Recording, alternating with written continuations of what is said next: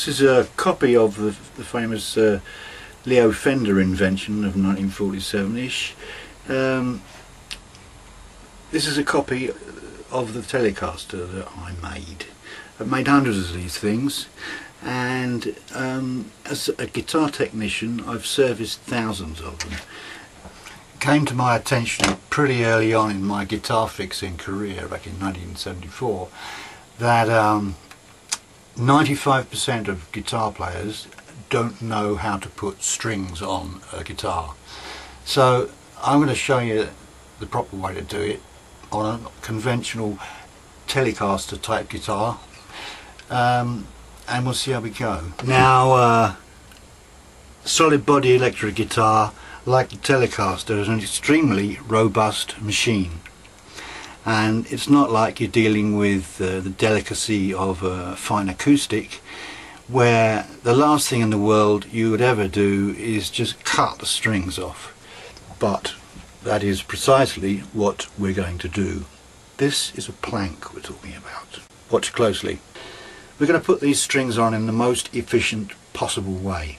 Okay, you want to put the guitar down on a flat surface, but let's put it down on something soft. So you want a bit of, I use a bit of carpet like that.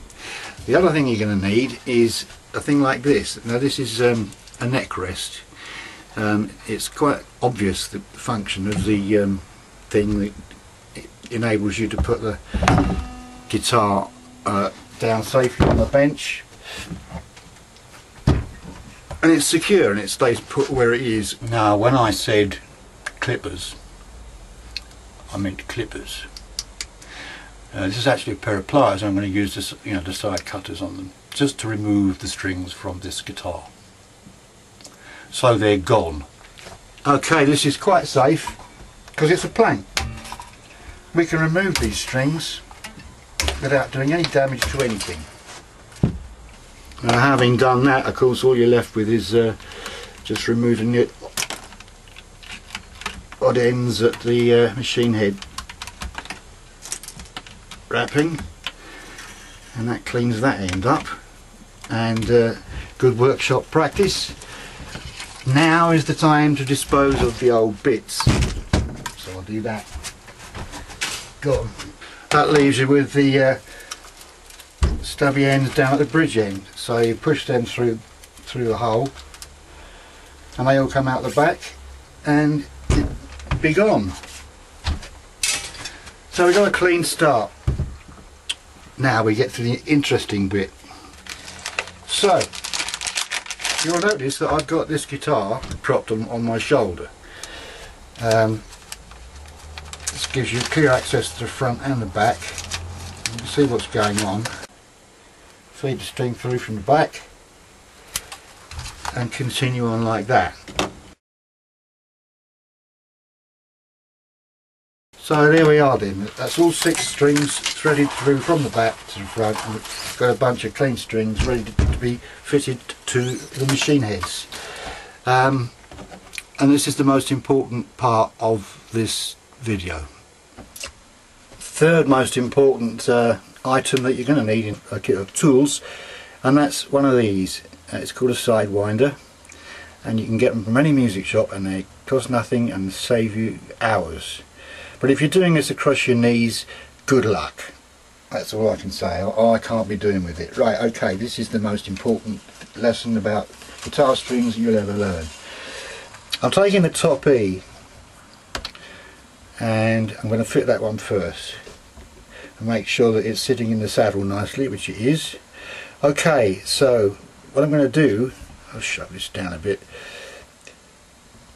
This is the only way to fit a guitar string properly to a capstan style, unless you've got Spurzal things, with the locking wheels on the back, which is a different system completely. This is the only way to do it. We're providing enough wrap for approximately 3 turns around each peg. Now that means I've taken the string approximately an inch and a half past the peg, and I've made a right angle bend in it, which you might just be able to see. There we go. And then, keep things neat and tidy, I've got the string there, and I'm going to cut the spare off with the nippers, and then that goes in the hole, and hold it in tension, and you can do the winding up with the side winder. Hold the string in tension all the way, and make sure that the wrap goes neatly down the capstan. You don't want any loops or knots or over wrapping or whatever. Okay, so that's one on. I'll do another one straight away, and this is the B string, so I'm going up to 1.5 inches past the B capstan, the right angle bend, cut the spare off, and that leaves me the right amount of string, making sure it's sitting in the saddle properly, which it is. Leaves me the right amount of string to put in the hole and wind up. Get in the hole. Get in the hole. I don't want to get in the hole. No, it's obvious. There we go. Same deal. That will give you 2.5, 3 turns on that capstan, neatly wrapped, wound on while in tension, so all the slack is taken up. There's no over wrapping, no knots, no loops, and that's now on. There we go. The last bottom E going on now.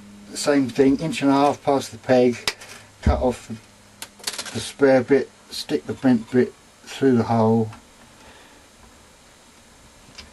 and get it under and make it wind down the capstan, holding it in tension as you go.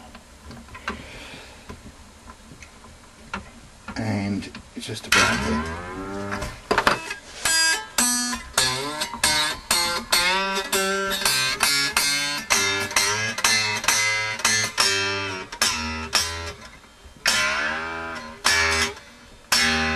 So I'm giving that a really, what I'm doing is I'm giving it a twist, and so I'm pulling it one way and the other in one hand, so supplying tension equally to both ends.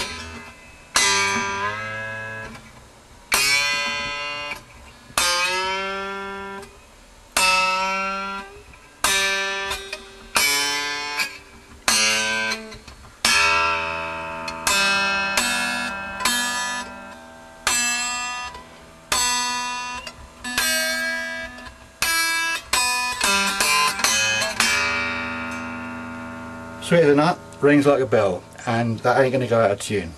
That is totally stable. And here endeth the lesson. Twang.